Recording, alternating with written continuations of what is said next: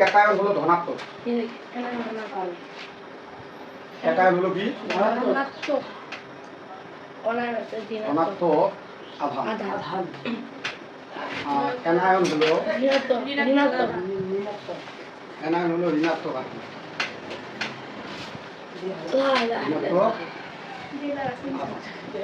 আমি একটা এক্সাম্পল দিই, তাহলে তোমরা বুঝতে পারবো আসলে কোনটা ধনাত্মক হয় কোনটা ঋণাত্মক হয়।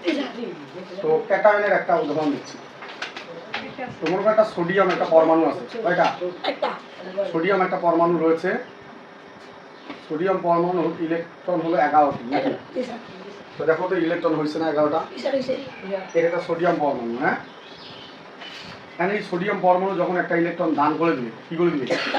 দান করে দিবে, মানে দানটা এদিকে বোঝাই, তখন সোডিয়ামের ডায়াগ্রামটা হবে এইটা 10টাতে পরিণত হবে। একটা ইলেকট্রন যখন দান করবে তখন এটা হবে সোডিয়াম প্লাস আধান। কি আধান? সোডিয়াম প্লাস আধান। একটা ইলেকট্রন দান করে দেওয়ার কারণে, একটা ইলেকট্রন কি করে দেওয়ার কারণে, দান করে দেওয়ার কারণে সে প্লাস আধান হলো এবং দেখো 10-এর গঠন লাভ করলো। তার মানে তার নিকটবর্তী নিষ্ক্রিয় গ্যাসের গঠন লাভ করলো। অনুভাবে আরেকটা মৌল আছে, মনে করো ক্লোরিন। কি আছে?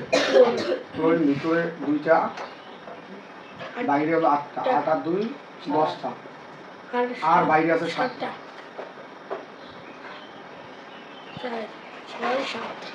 এখন দেখো এটা হলো ক্লোরিন। তো ক্লোরিন কি করবে? এই ক্লোরিন ওই যে হাইড্রোজেন যে দান করে দিল, সোডিয়াম যে দান করলো, ক্লোরিন এই ক্লোরিনটা গ্রহণ করলো। গ্রহণ করাতে এই 8-এর গঠন লাভ করলো, 18-এর গঠন। কিসের গঠন? 18 আর্গন, না? আর্গনের গঠন লাভ করলো। তার মানে এই জায়গার মধ্যে এইটা তখন হলো ক্লোরিন মাইনাস আয়ন হয়ে গেল। তার মানে এখান থেকে বোঝাচ্ছে ক্যাটায়ন কখন হয়? যখন কোনো পরমাণুর সর্বশেষ শক্তি স্তর থেকে এক বা একাধিক ইলেকট্রন দান করে ধনাত্মক আয়নে পরিণত হয়, তখন আমাদের ক্যাটায়নের তৈরি হয়। আবার যে সকল মৌলের সর্বশেষ শক্তি স্তর থেকে শক্তি স্তরে এক বা একাধিক ইলেকট্রন গ্রহণ করে অষ্টকের নিয়ম পালন করে বা অষ্টক গঠন লাভ করে, তারা ইলেকট্রন গ্রহণ করে, আর এই গ্রহণ করার ফলে ঋণাত্মক আধানে পরিণত হয়। তাহলে তারা কি হয়? অ্যানায়ন হয়। অবশ্যই অ্যানায়ন হলো ঋণাত্মক আধান আর ক্যাটায়ন হলো ধনাত্মক আধান। বুঝতেছো?